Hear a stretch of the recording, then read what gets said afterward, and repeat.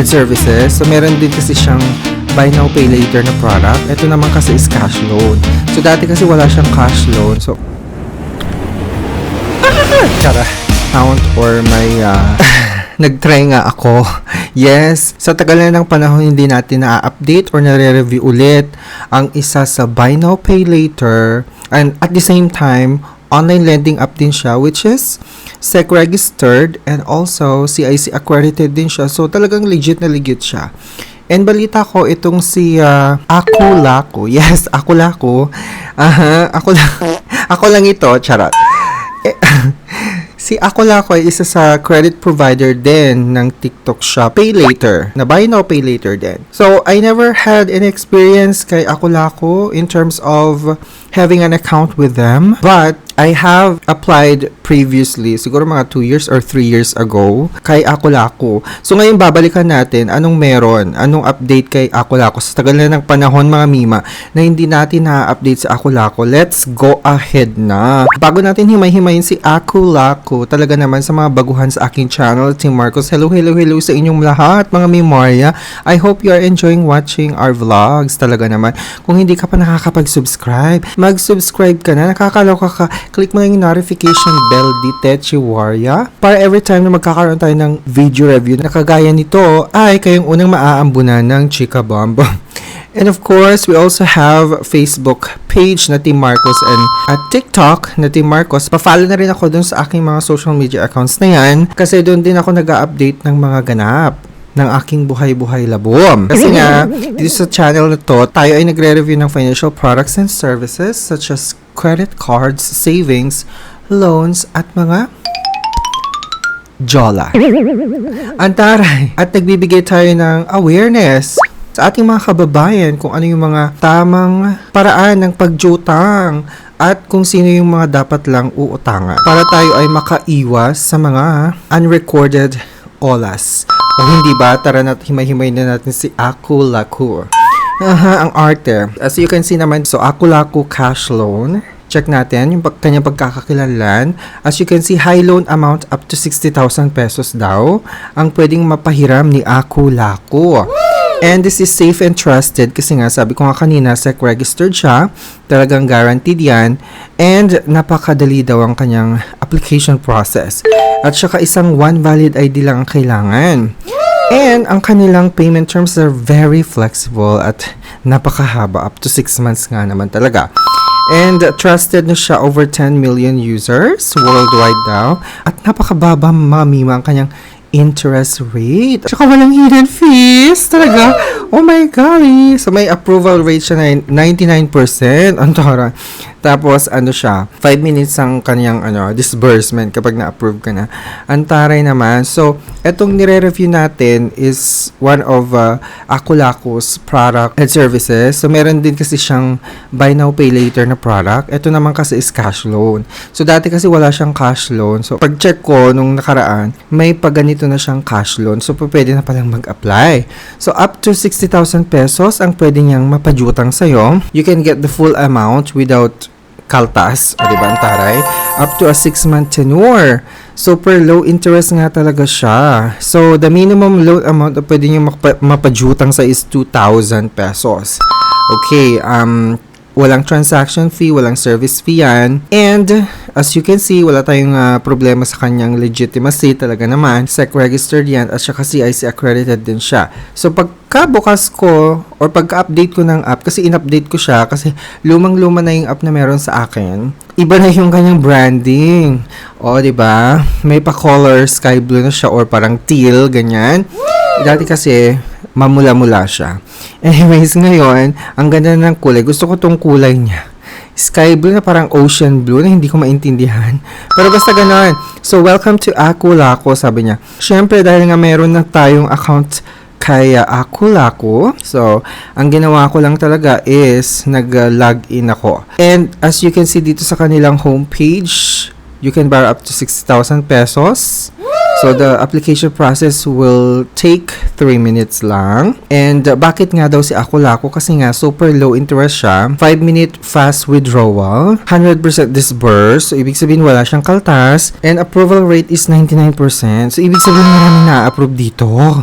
Talaga? Sige nga. Matry nga ulit. So, naglagin tayo. All you need is to put in your phone number kapag hindi ka pa nakakapag-register.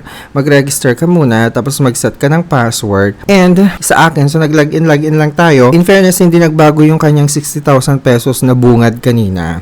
Okay, kasi alam naman natin legit talaga si Ako Lako. So, up to 60,000 pesos siya. Siyempre, I want to get that loan na. So, anyways, personal information, nag-ask na siya. And as you can see dito, Ako Lako gives you bank level security. And, anonymous of your personal information or data. So, personal information, kinuha na niya. Tapos, nag-provide din ako ng emergency contact, which is 2 emergency contact. So, binigay ko na naman yung nanay ko. As emergency contact. Tsaka yung kapatid ko.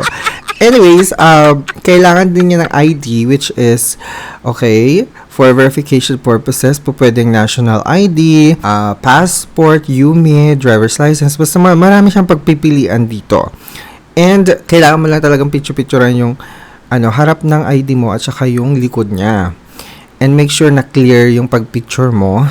Punasan mo muna yung lens ng camera ng phone mo. Yun yung tip ko sa inyo, punasan nyo muna yung lens. Okay? Para hindi blurred.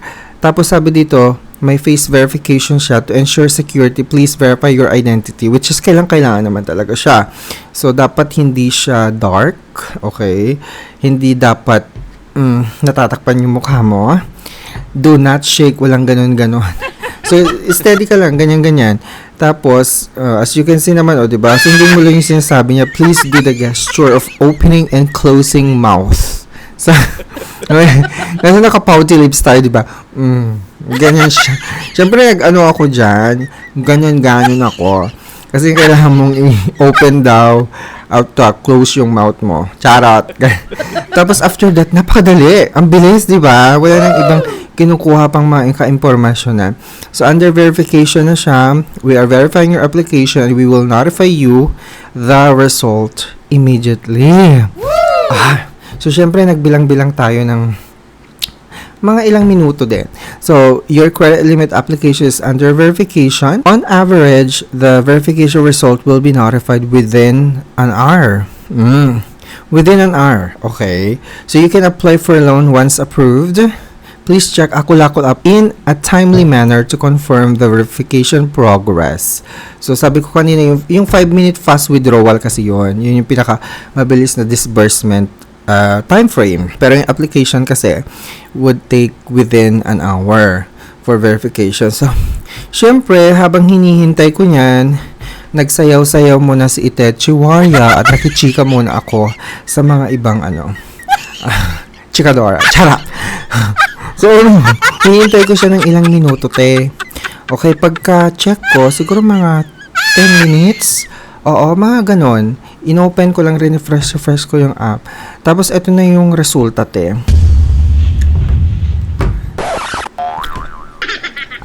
Chara. Rejected! Rejected! Sabi niya, sorry, your credit application was not approved at this time. The pass rate of credit application at the second time is higher. It is recommended to resubmit the application. Kailangan ko mag-resubmit na naman.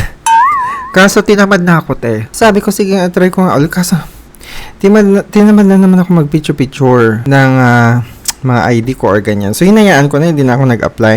Nakakaloka lang talaga kasi ang bilis talaga niya.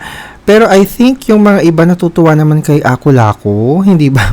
Sa mga may account or may existing loans kay Ako Lako, how was it? How's the cash loan, di ba? How's the buy now pay later na product din nila?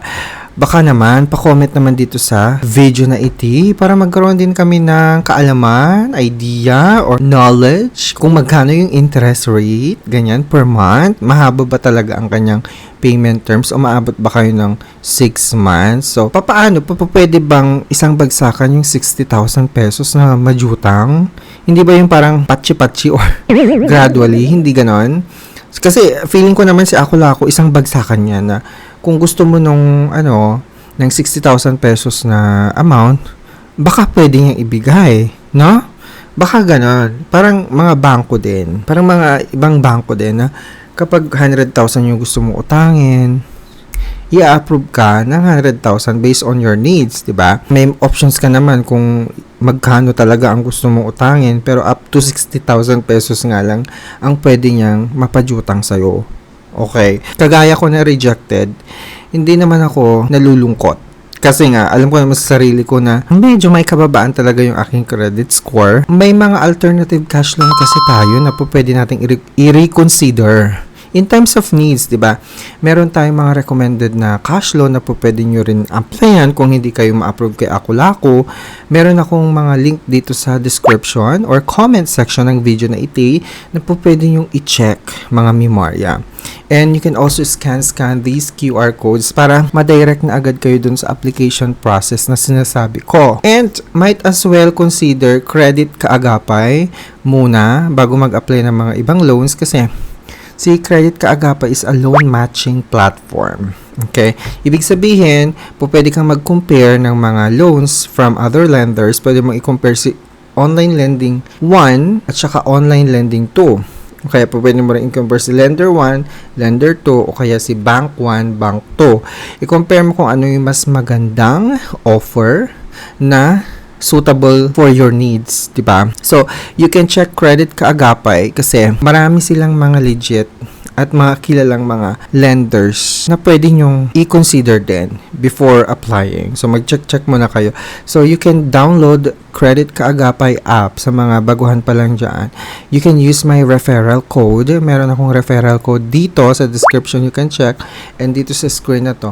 And para ma-direct na agad kayo dun sa application process, check my comment section kasi may link din ako dyan para hindi kayo mapunta sa mga iba't ibang platform. Kasi alam nyo, yung mga legit na mga ganitong platform, kagaya ni Credit Kaagapay, hindi maiiwasan na gayahin ng mga scammer. Oo, nanggagaya sila. May mga nanggagaya dyan. Ginagaya yung mga legit na mga platform, kaya mag-iingat kayo. Make sure na legit yung uutangan ninyo or ida-download ninyo. So, check my comment section. May link ako dyan para hindi na kayo mag-alala sa pagkakakilanlan ng platform na ida-download ninyo.